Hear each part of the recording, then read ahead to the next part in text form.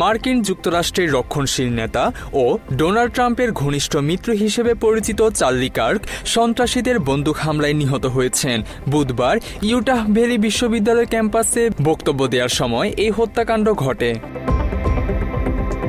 সামাজিক যোগাযোগ মাধ্যমে ছড়িয়ে পড়া একটি ভিডিওতে দেখা যায় বক্তব্য দেওয়ার এক পর্যায়ে কার্ক সেখানে থাকা এক শিক্ষার্থীর প্রশ্নের উত্তর দিচ্ছিলেন। সে সময় হঠাৎ গুলির শব্দে আতঙ্কিত হয়ে পড়ে উপস্থিত শিক্ষার্থীরা। গুলিটি করা হয়েছিল কার্ককে লক্ষ্য করে। মুহূর্তেই তিনি গলায় হাত দিয়ে মাটিতে লুটিয়ে পড়েন এবং ঘটনাস্থলেই তার মৃত্যু হয়। তখন সেখানে উপস্থিত কয়েক হাজার দর্শক ছত্রভঙ্গ হয়ে চারদিকে ছোটাছুটি করতে থাকে। আমেরিকান কামব্যাক ট্যুরের অংশ হিসেবে বিভিন্ন বিশ্ববিদ্যালয়ে 2 মাসব্যাপী মতবিনিময় সভা আয়োজনের কথা ছিল কার্কের। তারই অংশ হিসেবে তিনি বুধবার ইউটাহ ভ্যালি বিশ্ববিদ্যালয়ে মতবিনিময়ে অংশ নেন। ইউনিভার্সিটি কর্তৃপক্ষ জানায় গুলিটি ছোড়া হয়েছিল লুসি সেন্টারের ছাদ অথবা জানালা থেকে। প্রশাসনের এক কর্মকর্তা জানান, সেদিন ঘটনাস্থলে 6 পুলিশ সদস্যের পাশাপাশি কার্কের ব্যক্তিগত নিরাপত্তা কর্মীরাও ছিলেন।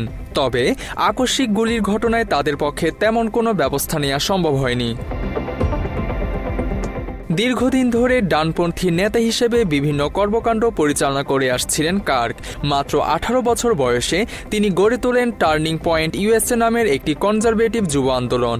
দ্রুত এটি যুক্তরাষ্ট্রের বৃহত্তম ডানপন্থী ছাত্র সংগঠনে পরিণত হয়। কার্ককে ট্রাম্প প্রায় অভিহিত করতেন মেক আমেরিকা গ্রেট এগেইন আন্দোলনের যুবমুখ হিসেবে। 55 লাখ অনুসারী নিয়ে তিনি সামাজিক যোগাযোগ মাধ্যমে ছিলেন অত্যন্ত প্রভাবশালী। তার রেডিও ও podcast show the Charlie Kirk show যুক্তরাষ্ট্রে বেশ আলোচিত। এছাড়া ফক্স নিউজে তিনি নিয়মিত উপস্থাপনাও করতেন। কার্ক সবসময় জাতি, লিঙ্গ ও অভিবাসন ইস্যুতে তার মতামত তুলে ধরতেন। ইসরায়েল ইস্যুতে তিনি সবসময় ফিলিস্তিনিদের বিপক্ষে গিয়ে ইসরায়েলকে সমর্থন দিয়েছেন। এমনকি গাজায় ইসরায়েলি বাহিনীর বর্বরতার পরও তিনি ফিলিস্তিনিদের দিকেই অভিযোগের আঙুল তোলেন। বিভিন্ন বক্তৃতায় তিনি বলেন, হামাস নেতাদের উস্কানিমূলক বক্তব্যের জন্যই ইসরায়েল তাদের উপর হামলা চালিয়েছে।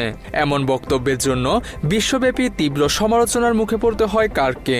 বিশেষ করে মুসলিম সম্প্রদায়ের কাছে তিনি একজন ঘৃণিত ব্যক্তিতে পরিণত হন। কার্কের হত্যাকাণ্ডের ঘটনায় নড়েচড়ে বসেছে প্রশাসন। ইউটাহ গভর্নর স্পেন্সার কক্স বলেন, ঘটনার রাতে সন্দেহভাজন 2 জনকে আটক করা হলেও পরে তাদের ছেড়ে দেওয়া হয়। পুলিশ জানায় হামলাকারী কালো পোশাক পরিহিত অবস্থায় ছিল। গভর্নর কক্স এই ঘটনাকে রাজনৈতিক হত্যাকাণ্ড বলে আখ্যা দিয়েছেন। তিনি জানান, এটি তাদের অঙ্গরাজ্যের জন্য একটি অন্ধকার দিন। মাত্র 30% টাকায় জমির মালিক হয়ে নতুন বাংলাদেশের গড়ে তোলার স্বপ্ন দেখা বাংলা বসতি। অন্যদিকে ট্রাম্প এই ঘটনাকে যুক্তরাষ্ট্রের অন্ধকারতম মুহূর্তগুলোর একটি বলে অভিহিত করেছেন। তিনি আগামী রবিবার পর্যন্ত সব প্রতিষ্ঠানে জাতীয় পতাকা অর্ধনমিত রাখার নির্দেশ দেন। হোয়াইট হাউস থেকে দেয়া ভিডিও বার্তায় ট্রাম্প বলেন, চার্লি লাখ লাখ মানুষকে অনুপ্রাণিত করেছেন। তিনি ছিলেন প্রকৃত দেশপ্রেমিক। ঘৃণার রাজনীতি থেকে জন্ম নেয়া এই হত্যাকাণ্ড যুক্তরাষ্ট্রের মানুষ মেনে নেবে না। ডেমোক্রেট ও রিপাবলিকান নেতারাও এই হত্যাকাণ্ডের তীব্র নিন্দা জানিয়েছে। সাবেক প্রেসিডেন্ট জো বাইডেন বলেন, যুক্তরাষ্ট্রে এই ধরনের সহিংসতার কোনো স্থান নেই।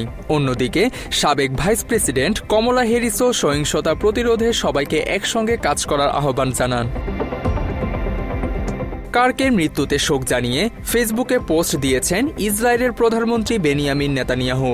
তিনি লেখেন, সত্যের পক্ষে কথা বলার কারণেই জীবন দিতে হয়েছে কার্ককে। তাকে ইসরায়েলের বন্ধু হিসেবে উল্লেখ করে নেতানিয়াহু আরও লেখেন, 2 সপ্তাহ আগে তিনি যখন কার্কের সাথে কথা বলেছিলেন তখন তিনি তাকে ইসরায়েল সফরে আসার আমন্ত্রণ জানিয়েছিলেন। তবে কার্ক আর কখনোই আসবে না বলে নেতানিয়াহুকে হতাশা প্রকাশ করতে দেখা যায় সে ফেসবুক পোস্টে। কার্কের মৃত্যুর পর তার পূর্বের একটি পডকাস্ট ভিডিও সামাজিক যোগাযোগ মাধ্যমে পুনরায় ভাইরাল হয়। সেখানে তাকে মহানবী হযরত মুহাম্মদ সাল্লাল্লাহু আলাইহি ওয়াসাল্লামকে নিয়ে কটূক্তি করতে দেখা যায়। মহানবীর ব্যক্তিগত জীবনের উদাহরণ টেনে তার বিরুদ্ধে কুরুচিপূর্ণ মন্তব্য করেন কার্ক, যা মুসলিম সম্প্রদায়ের মাঝে তীব্র ক্ষোভ সৃষ্টি করে। Who married a 6-year-old, raped her when she was 9, and then kept multiple wives. Charlie কার্কের মৃত্যুতে ফেসবুক স্ট্যাটাসের মাধ্যমে শোক জানিয়েছেন জনপ্রিয় রাজনৈতিক ব্যক্তিত্ব ও বিএনপির ভারপ্রাপ্ত চেয়ারম্যান তারেক রহমান। তিনি সেখানে লেখেন, একজন ব্যক্তির ধর্ম, আদর্শ কিংবা চিন্তাধারার ভিন্নতার কারণে তাকে হত্যা করা কোনোভাবে সমর্থনযোগ্য নয়। গণতন্ত্রে ভিন্নমত থাকবেই। এছাড়া কার্কের পরিবারের প্রতি সমবেদনাও জানানো হয় ওই পোস্টে। তারেক রহমানের এমন পোস্টের পর নেটিজেনদের মাঝে মিশ্র প্রতিক্রিয়া দেখা যায়। অনেকেই তার পোস্টটিকে ভালোভাবে নেয়নি। তাদের মতে চার্লি কার্ক গাজায় গণহত্যায় সবসময় সমর্থন জুগিয়েছেন।